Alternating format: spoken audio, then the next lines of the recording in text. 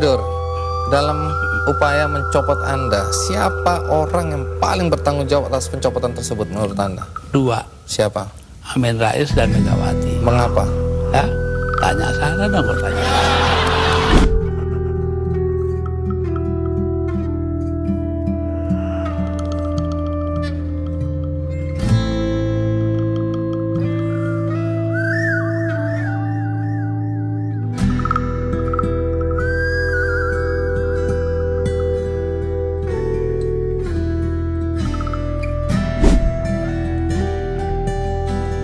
Dan pimpinan MPR di masa Presiden Gus Dur terlihat di pinggir jalan menjumpai Prabowo yang hendak berjalan memasuki gedung.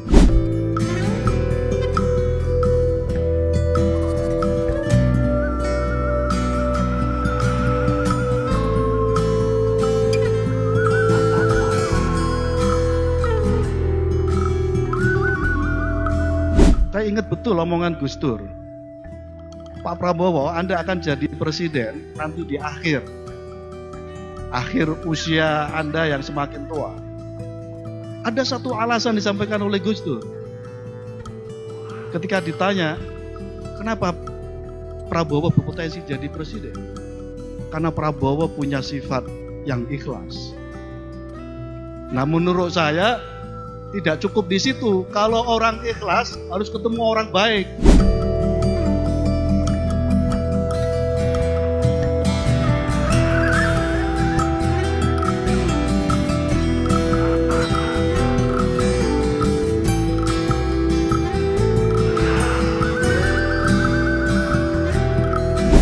Dunia sepak bola nih Gus. Yang saya tahu Gus Dur juga memang pengamat sepak bola dan suka nonton sepak bola. Gitu kan Gus? Ya dulu lihat.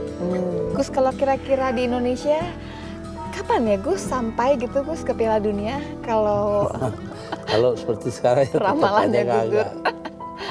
Barangkali 10 tahun lagi kah? 20 tahun lagi? Masih lama. Bukan karena apa-apa, disiplin kita nggak punya. Pak Mahfud kan dekat Pak Jokowi, juga dekat Pak Amin Rais, mantan muridnya Pak Amin Rais. Iya. Mas, kalau Pak Mahfud ini sebetulnya ada problem apa Pak? Amin dengan Pak Jokowi? Saya nggak tahu. Saya juga pernah tanya ke Pak Syafi'i Ma'arif. Buya dulu kan seperti kakak adik. Iya. Dengan Pak Amin, kok sekarang sepertinya? Nah itu juga pertanyaan saya, kata Pak Syafi'i Ma'arif. Cuma gitu aja, sambil tertawa-tawa. Jadi saya juga nggak tahu ada masalah apa gitu. Kalau dengan saya sih baik gitu. Kalau ketemu ya bagus, kan tidak pernah dia secara straight gitu nyebut saya, kan nggak pernah kan. Saya juga nggak pernah juga mempersoalkan dia, silakan aja, dia udah lebih paham tentang apa yang harus dilakukan gitu. Ya, cuman banyak pihak juga sayang kok jadi kayak gini ya sosok Pak Amin yang dulu. Ya nggak tahu lah. Saya terus terang nggak tahu ini. Tiba-tiba terus terang saya tidak diberitahu, saya tidak tahu, dan saya bahkan bertanya-tanya, kenapa kok saya tidak diberitahu? Sampai hari ini saya nggak tahu.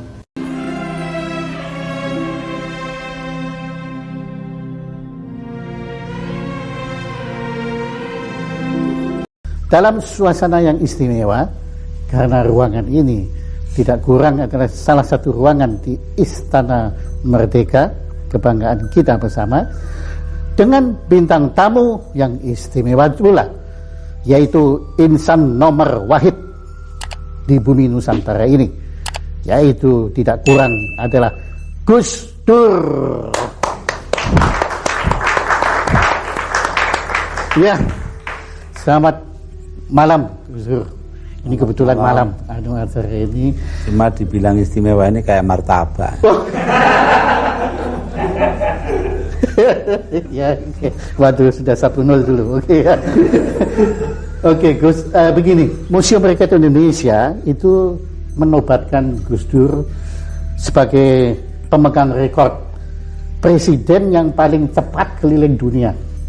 Karena dalam waktu yang sangat singkat Gus Dur itu telah berkunjung di sekian negara, sudah nggak terhitung sampai negaranya itu. Dan yang menarik adalah semua pengiring Gus Dur waktu keliling dunia itu mengaku capek semua. Karena bayangkan pagi hari Anda seminar di Singapura, kemudian ketemu dengan Goh Chok Tong, malam harinya makan malam dengan Mahathir Mohamad di Kuala Lumpur, besok paginya sudah di Thailand kunjungan negara, dan besok paginya sudah di negara lain. Jadi semua ngaku capek. Nah Gus Dur sendiri apa nggak capek itu Gus? Enggak, wong potongannya pengembara. Jadi ada bilang itu presiden keempat itu bukan yang paling gila tapi yang bikin orang lain gila. Iya, orang lain jadi gila semua sebenarnya. Tapi biasanya kalau orang normal itu ya, maaf ini bukannya saya bilang Gus Dur abnormal, tapi biasanya orang normal. Oh, enggak apa-apa, wong ada jamunya. Ya, biasanya kalau orang normal itu kan ada jet lag, terus ngantuk itu. Ini Gus Dur apa enggak ada itu Gus Dur? Ya saya ini tidur itu ngaso. Jadi karena itu kalau sudah bisa tidur ya sudah. Yang problem kalau nggak bisa tidur itu. Tapi jarang sekali. Tapi selalu bisa tidur ya? Bisa. Iya. Apalagi Gus sama tidur atau nggak tidur nggak terlalu kelihatan ya bedanya. Iya, nggak lihat. Nggak lihat. tidur tetap nggak lihat. Dan yang luar biasa sekali Gus, waktu di Singapura itu kan Gus Dur menjadi superstar yang larisnya nggak kalah ketimbang Mick Jagger.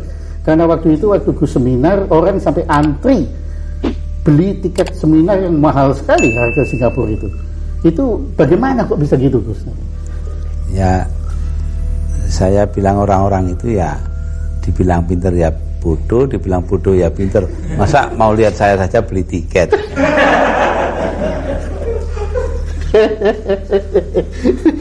Tapi waktu itu Gus waktu itu ngomong tentang investasi Indonesia waktu itu. Ya. Gitu ya. Saking kebelete mau investasi ya. Jadi karena mereka sudah kebelet mau investasi itu ya.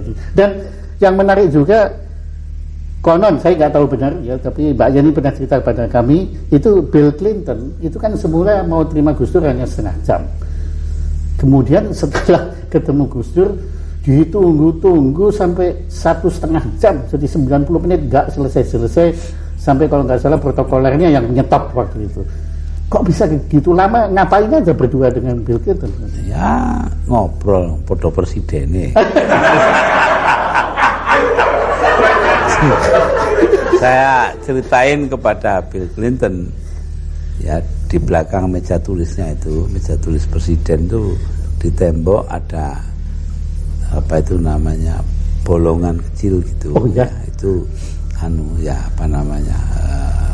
dulu tempatnya Eisenhower naruh itu tongkat golfnya itu, golf stick. Oh iya.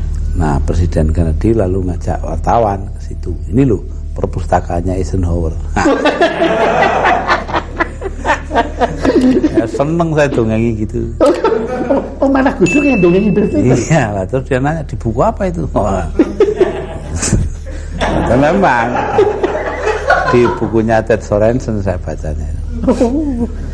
Jadi Bill Clinton sendiri malah nggak tahu ceritanya itu ya? Ya enggak, masa presiden mau baca buku. Oh.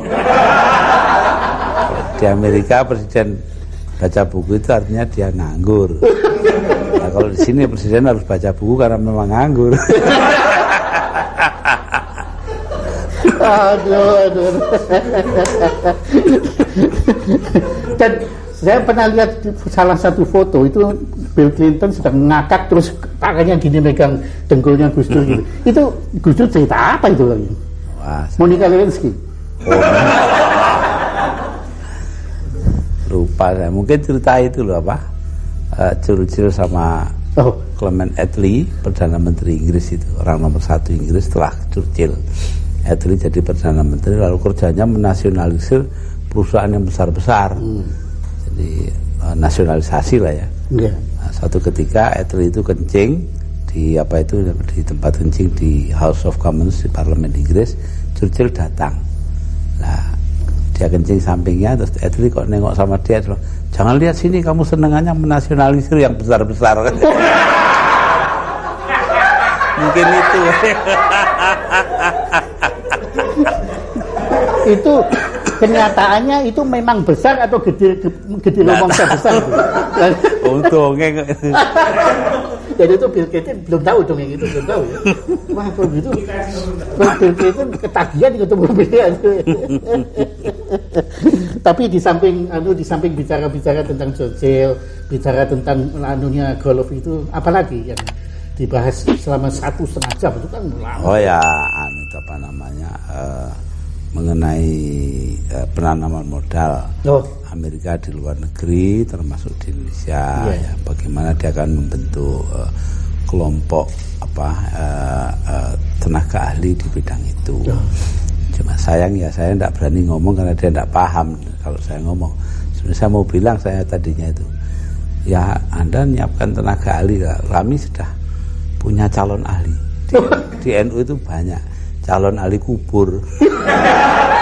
Ada seorang kenalan kami di NHK Jepang, itu dia cerita katanya waktu Gus Dur dipilih menjadi presiden tuh banyak orang nggak kenal Gus Dur itu siapa di sana, ya, dan kemudian mereka juga siapa sih meragukan, tapi yang istimewa itu kemudian kalah sama Gus satunya ya. Gus apa ya? Gus Mauzanana. Oh. Ya. Iya. Ah, ya.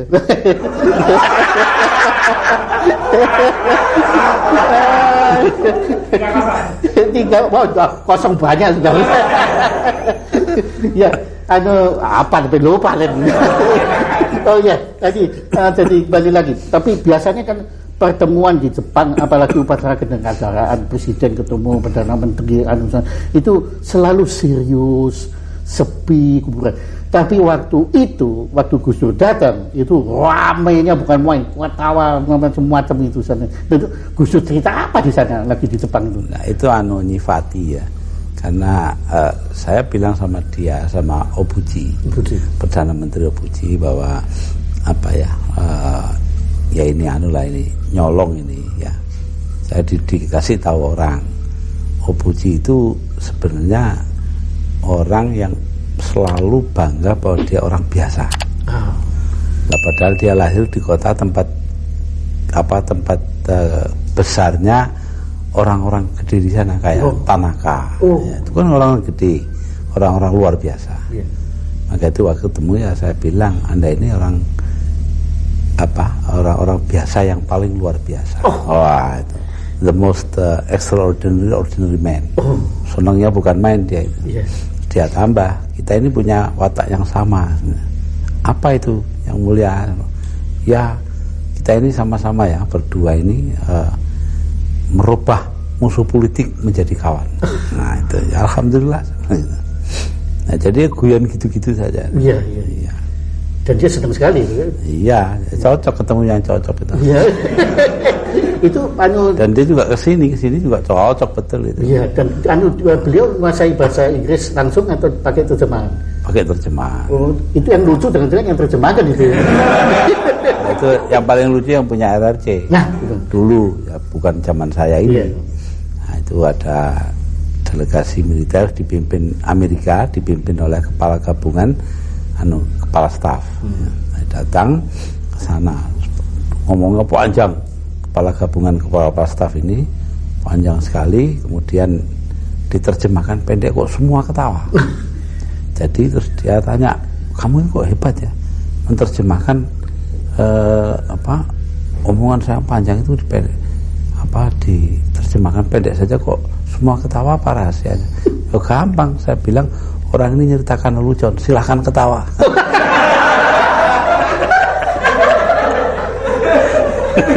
Ini mereka tertawa, saya nggak bilang dulu tuh. Mereka ketawa semua. Nah, yang ramai lagi saya dengar waktu Anda ke Arab, itu Gus Dur kan pidato dalam bahasa Arab. Itu orang-orang Arab ketawa semua ya lucunya.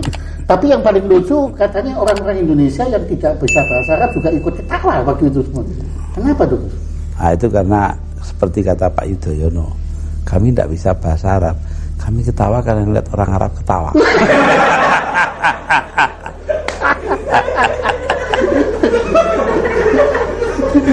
Jadi apa yang lucu akan ketawa. Iya.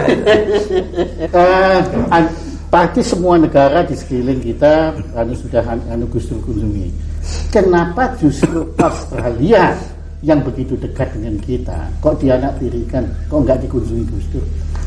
Ya belum aja. Belum. Tapi Belum. bakal dikunjungi. Ya kalau pimpinan pemerintahnya bersikap rasional kepada kita gitu aja. Oh, jadi artinya sekarang nggak rasional. Ya terserah. Nah, yang jelas saya baca di koran dan juga dengar laporan bahwa dia John Howard, Perdana Menteri orang tersatu di sana, pidato di depan parlemen bahwa Indonesia menjadi tempat transitnya orang Timur Tengah yang menjadi imigran gelap ke Australia. Loh, mestinya ya begini, sebelum diomongin ke parlemen, omong dululah sama kita, kayak kita tidak punya duta besar saja. Iya. Dan juga kayak dia nggak punya duta besar di sini. Iya, betul. Kemudian baru-baru ini Menteri Luar Negeri Alwi Syihab ngomong sama saya. Dia ditemui oleh Alexander Downer, Menteri Luar Negeri Australia di Macau. Ya, nah, di sana terus ngomong-ngomong katanya Alwi Syihab pada dia, ya begini ya, kalau Anda betul-betul memperhatikan perasaannya orang Indonesia, ya berapa jauhnya sih Anda pergi dari Australia ke Indonesia kemudian pulang lagi? Kenapa kok sampai jadikan Indonesia ini sebagai tempat transit dari sini terus ke Singapura, kayak kita ini stasiun saja? Nah itu, oh ya nanti kita ke Jakarta pulang pergi. Ya sudah, ini apa? Ya karena kami mengira bahwa Indonesia itu langkah pertama lah dalam transit. Ya itu namanya Anda tidak ngerti perasaannya Indonesia. Kalau ngerti kan tidak akan begitu. Iya. Jadi banyak misinformasi. Iya. Nah, menurut Gus Dur sekarang kalau Anda amati apa di dunia saat ini, di planet bumi ini ada kepala negara yang lebih lucu ketimbang Gus Dur? Wah, tidak tahu saya. Belum tahu ya? Tidak tahu. Tapi kalau menurut Gus Dur dari kalau saya ini kesasar. Mestinya jadi pelawak kok jadi presiden.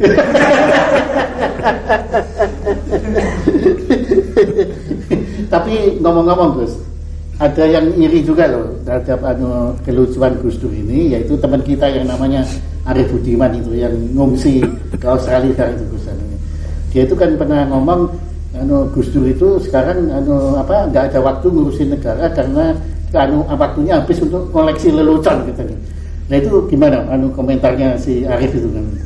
Ya nanti lihat buktinya aja, gitu aja. Negaranya tambah makmur, keamanan bertambah baik, rakyatnya hidupnya semakin meningkat, ya berarti saya walaupun lucu ya bisa ngatur negara, gitu saya. Kalau menurut saya bukan walaupun lucu, tapi karena lucu maka Gus Dur bisa ngatur negara.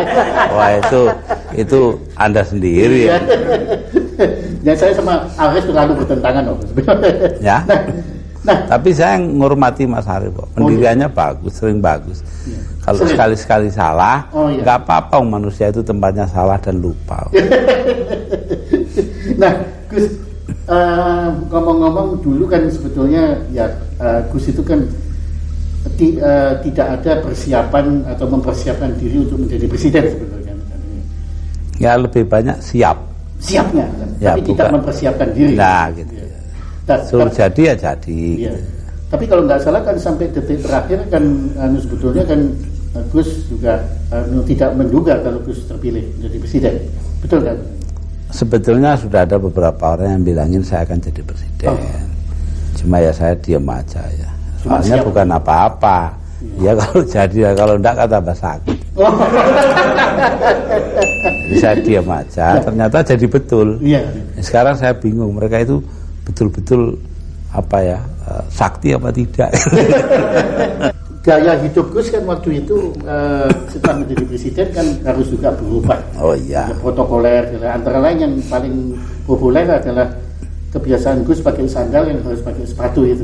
Iya. Itu rasanya gimana Gus waktu pertama? Wah ya, sampai sekarang kakinya masih panas saja itu. Dan saya senengannya baju pendek, saya harus baju panjang. Oh iya benar. Tapi ya sudahlah, Kalau dibandingkan nasibnya rakyat orang banyak, sudah ini apalah artinya sepatu sama hem. Panjang itu. Betul juga Gus di situ. Nah, kemudian tadi Gus sudah nyebut bahwa ibu memang mau ke istana, tapi anak-anak gimana waktu itu? Komentar dari anak-anak kan anak Gus kan ada 4 gitu. Ya semuanya ada yang ikut, ada yang tidak. Sekarang pun ada yang dekos di luar. Deket UI karena dia kuliah di UI pagi dan sore, jadi ya nggak tahu pulang sini ya kapan ada kosong pulang. Jadi dia indekos di sana ya? Iya. Karena lebih praktis ya? Iya. Jadi apa bebas, nggak harus di sana ya? Iya. Tapi kalau menurut protokolnya biasanya anak-anaknya juga boleh tinggal di luar boleh kan? Ya satu tinggal di Ciganjur. Oh, ada satu lagi. Ya karena sekolahnya di Cinere dekat. Oh, ya. Nah, yang menarik Gus juga, waktu Gus masih tinggal di Ciganjur, itu kan becak kan boleh berkeliaran di daerah sana Ciganjur itu. Nah, tapi yang menarik belakangan setelah Gus pindah ke istana, itu pemerintah daerah kok mengeluarkan peraturan becak nggak boleh lagi berkeliaran ini. Apa karena di sana Gus Dur nggak perlu becak? Oh enggak, memang dari dulu kan becak nggak boleh. Oh di sana nggak boleh? Nggak boleh. Oh. Di seluruh Jakarta nggak boleh, hanya di daerah perumahan, bukan jalan-jalan yang dilalui mobil. Nah kemarin ini digunakan kesempatan karena saya minta perhatian agar mereka itu dilindungi. Pengertian dilindungi ini kalau pemerintah daerah ya nasibnya. Tapi kalau mereka ya boleh becak gitu loh. Padahal sudah saya ingatkan, masa manusia sama dengan kuda. Narik becak itu kan sama dengan kuda. Itu maksudnya orang yang larang becak itu. Nah, jadi ini ada ada perbedaan penafsiran. Iya. Jadi tidak hanya Quran saja, omongannya orang aja bisa ditafsirkan keliru. Iya. Dan memang belakangan ini kan banyak ucapan Gus Dur yang memang juga disalah tafsirkan gitu ya. Di situ ya. Nah, tetapi ngomong-ngomong tentang kabinet Gus Dur sendiri, itu Gus Dur sendiri kan pernah juga mengakui kabinet ini kan kabinet hasil dagang politik kan. Jadi kompromi dan macam-macam itu. Jadi menurut Gus Dur kritik bahwa kabinet Gus Dur ini kurang profesional, kemudian tidak terkoordinir, itu menurut pendapat Gus Dur sendiri bagaimana? Ya profesional atau tidaknya terserah pada pengaturan kabinetnya. Kalau diatur yang baik ya profesional. Ya, sebab itu tergantung. Saya akan berusaha sebaik-baiknya untuk untuk bisa profesional. Ya kalau keluhan wajar aja orang mengeluh sekali-sekali, bukan masalah. Nah, adapun ini hasil dagang sapi ya tidak perlu dibantah, memang nyatanya begitu kok. Iya. Tapi itu tidak berarti kabinetnya jelek toh. Semua kabinet di dunia yang dasarnya parlementer itu ya hasil dagang sapi semua. Jadi iya, lebih baik demikian. Iya. Karena kita nganggur seperti Belanda, Jerman, Inggris, ya semua dagang sapi semua. Ya, yang tidak dagang sapi ya dagang kambing gitu. dagang jago juga gitu. Iya. Nah, DPR dan Depsos juga Gus Dur sudah bubarkan dan ternyata juga dampaknya sudah yang dahulunya berkecuali sekarang sudah selesai. Tapi yang menarik waktu di DPR kita pernah dengar Gus Dur itu nyeletuk sebetulnya Depkes juga perlu dibubarkan. Nah ini sebagai kita yang bakul-bakul jamu ini kan yang di Depkes ini jadi kita ini jadi Gus gimana ini jadi kenapa kok Gus bisa punya pendapat? Maksud saya itu baik loh. Ya. Sebanyak mungkin kegiatan masyarakat itu ditangani masyarakat sendiri, jangan oleh pemerintah. Itu loh maksudnya. Ya. Nah, Depkes itu urusannya obat, ya termasuk jamu lah. Itu kan diminum orang toh. Ya. Lah iya, tidak ditaruh di lemari karena itu bukan urusan pemerintah sebetulnya. Itu urusan masyarakat. Tapi ya sudahlah, keadaan begini ya sudah kita biarkan dulu, nanti lambat laun kita kembalikan kepada masyarakat. Oh, gitu ya. Jadi kita nanti lambat laun kembalikan ke bakul-bakul jamu itu nanti. Ya, boleh. Nanti pemerintahnya beli jamu. Nah, kami dengar penglihatan Gus Dur sudah mulai pulih kan? Ya, mulai. mudah-mudahan 3 bulan lagi sudah bagus. Jadi Gus kan bisa membedakan warna ya? Sudah mulai. Wah, bagus. Biru muda sudah kelihatan. Kalau yang belum itu hijau dan merah. Iya. Tapi konon Gus. Mungkin karena saya poros tengah itu Pak. Oh. Kalau hijau kan PKB, kalau merah kan PDI. Nah saya poros tengah. Tapi Gus, konon Gus itu menjadi sakti karena justru karena Gus itu tidak melihat gitu loh. Justru nanti dikhawatirkan kalau Gus lihat yang jelek-jelek malah nggak sakti lagi gitu. Lalu jadi presiden bukan soal sakti, soal dipilih. Nah, Gus, yang kami kagum ya, sebetulnya memori, daya ingat Gus Dur itu kan urusan negara ini kan luar biasa tuh Gus. Dimana sebetulnya informasi yang paling penting adalah informasi tertulis. Padahal ya maaf Gus, pada saat ini kan belum bisa banyak membaca atau boleh dikatakan sama sekali tidak. Dan cara Gus Dur menyerap informasi tertulis itu bagaimana? Rajin tanya. Kalau bertanya tentu ada jawaban. Itu saja. Jadi dan, banyak tanya. Iya, dan dibacakan koran tiap hari. Nah, tapi inget-ingetnya itu. Oh ya, enggak tahu itu. Apa Dulu sebelum kena stroke saya itu hafal 2000 nomor telepon. Sekarang ya mungkin tinggal 10. Oh, hafal. Iya. Jadi Gus punya photographic memory. Ya mudah-mudahan. Tapi betul ya Gus itu kalau Gus buku telepon segala itu bisa ingat ya? Ya 2000 nomor. 2000 nomor. Padahal handphone saya cuma 100 ya. Kalah sama Gus Dur. Kalau Gus Dur jadi handphone saya bagus. 10 handphone. Gus handphone saja. Nah kemudian kalau pidato-pidato kenegaraan itu Gus mempersiapkannya bagaimana Gus? Ya begini ya. Karena selama ini jadi bidang perhatian saya, jadi sebenarnya saya nggak pakai persiapan. Asal dikasih tahu pointersnya ini ya sudah, terus saya langsung pidato. Iya. Jadi kayak tadi itu ya, saya malah acaranya pun saya nggak tahu. Iya. Saya cuma dengar dia akan diminta mencanangkan hari bulan keselamatan dan kesehatan kerja. Ya. K3 yang saya bilang ini kok kayak nama jamu saja. Nah itu jamu kaki 3 itu. Kayak obat saja. Iya betul. Nah terus saya dengar itu, saya ya terus dengerin waktu menterinya laporan gitu kan.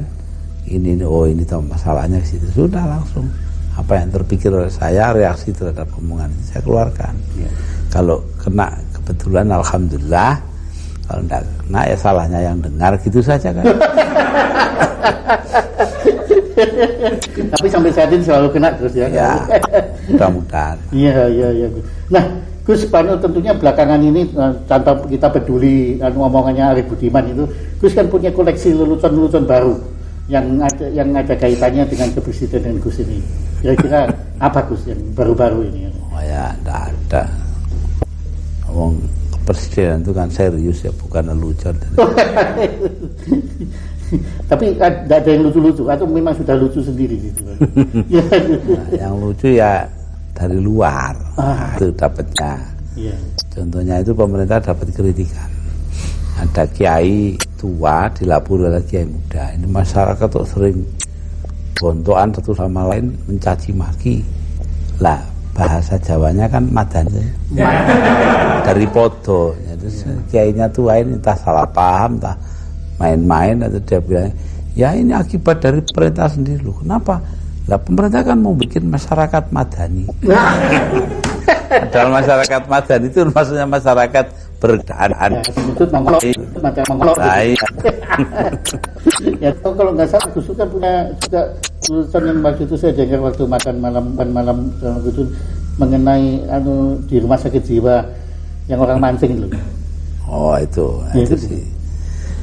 Itu perlunya dokter itu siap-siap mempersiapkan diri dan tahu persis keadaan pasiennya. Jangan kayak dokter jiwa yang masuk sebuah rumah sakit jiwa dan di situ melihat pasiennya pegang lidi itu ada benangnya, itu masuk ke baskom ada airnya. orang itu ngadepi baskom itu ya, langsung kan wah ini mesti cari ikan ini gitu loh. Jadi dia bilang dokternya itu sama orang itu, wah sudah banyak ikan dapat ini. Jawabnya, dokter gila apa masa begini dapat ikan. Jadi tidak karuan yang mana yang gila mana yang pas ya. Ya, jadi kayak negara kita saat ini Gus ya. Nah, Gus begini, jadi para pemirsa ini menyaksikan acara istimewa bersama Gus ini dalam rangka ulang tahun TPI Gus.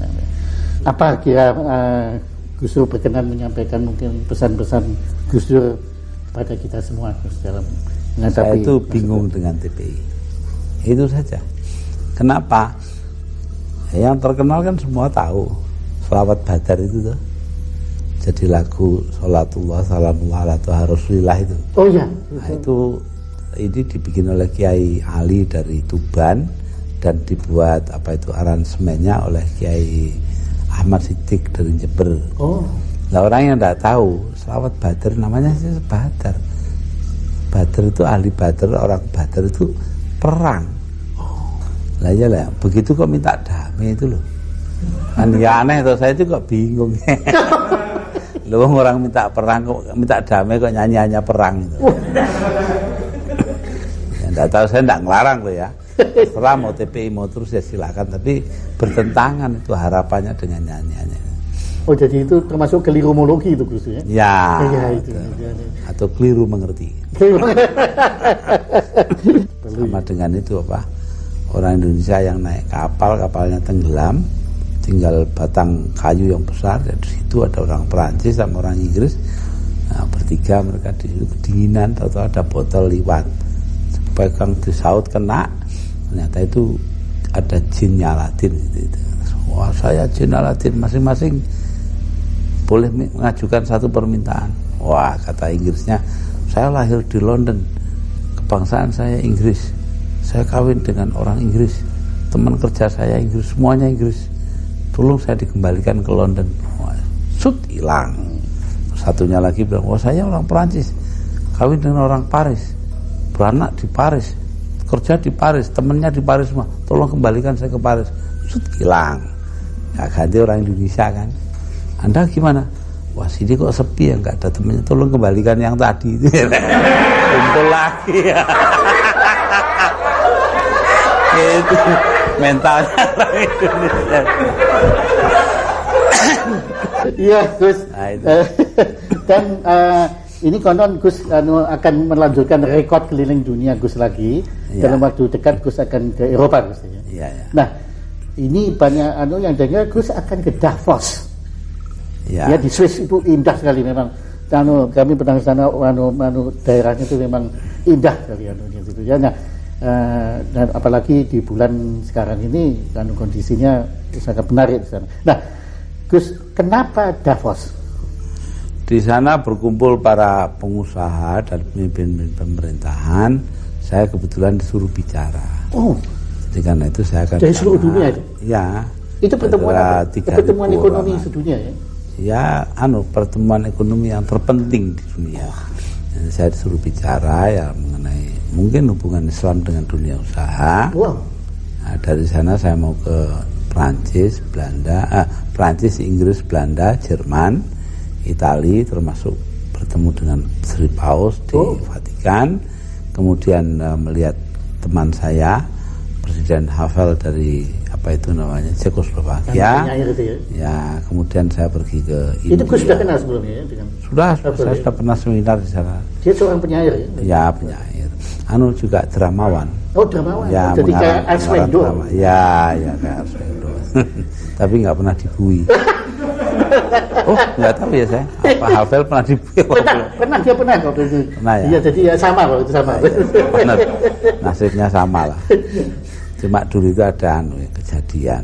Waktu saya seminar di sana ditutup dengan sebuah acara di katedral. Nah, baca doa-doa bersama di katedral di Praha. Oh, di Praha. Iya, di Praha betul. Itu di katedralnya. Nah, itu jejer istananya dengan katedral itu. Saya duduk samping saya. Itu ada seorang bekas presiden dari Bulgaria. Orang ini dari kecil memang aktif di Partai Komunis. Jadi tidak tahu agama. Nah, ketika dimulai, maka doa bersama itu dimulai oleh Dalai Lama. 15 menit bahasa Tibet, tidak ada yang paham. Yang kedua, Syekh Ibrahim dari Maroko, bahasa Arab, yang tidak ada yang paham. Kecuali dia sendiri. Beberapa orang ya saya paham lah, berapa jam.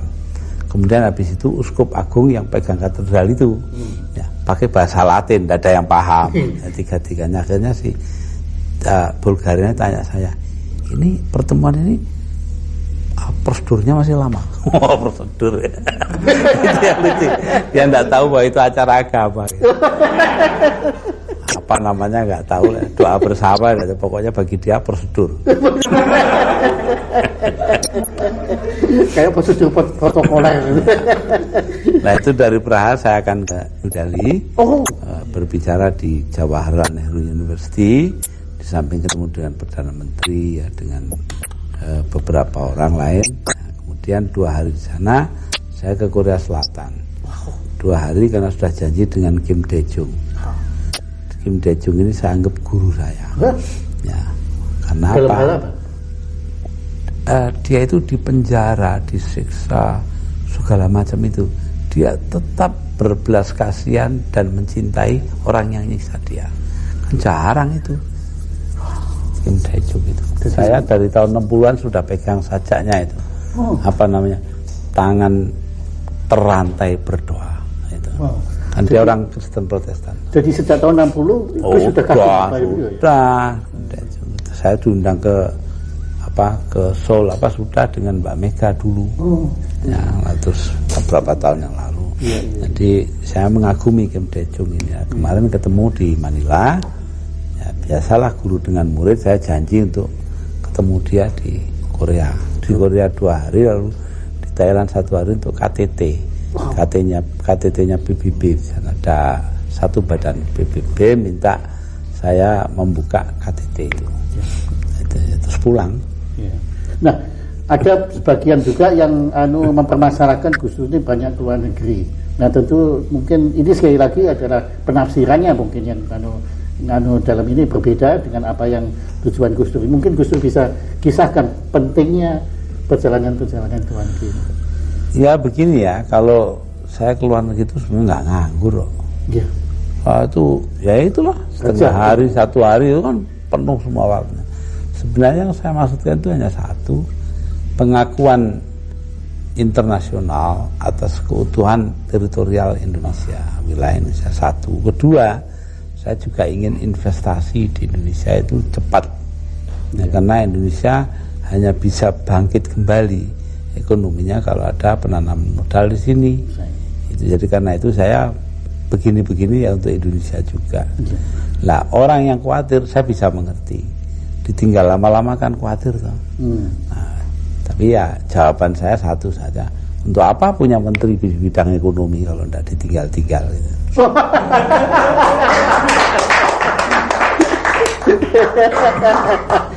Sekarang betul-betul sebagai penutup Gus, ada pesan kepada kita semua Gus dalam menghadapi masa depan bangsa Indonesia tercinta ini. Saya rasa yang terpenting itu loh, kita harus punya rasa mengabdi kepada bangsa dan negara. Ini yang paling penting.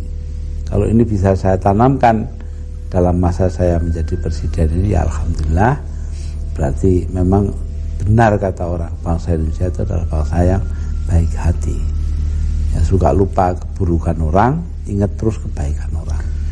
Itu saya rasa mudah-mudahan kita, sebab dengan kita mengabdi kepada kepentingan bangsa dan negara dan mendudukkan kepentingan kita sendiri di tempat nomor 2, maka kita akan bisa mengangkat derajat negara kita. Ini yang membuat Amerika besar, ini yang membuat Republik Rakyat Cina besar, Jepang besar, ya, karena semuanya mereka kebanggaan dirinya sebagai bangsa. Yang katanya Bung Karno meminjam ucapan dari Ernest Renan, raison d'être, sebab adanya sebuah bangsa itu apa.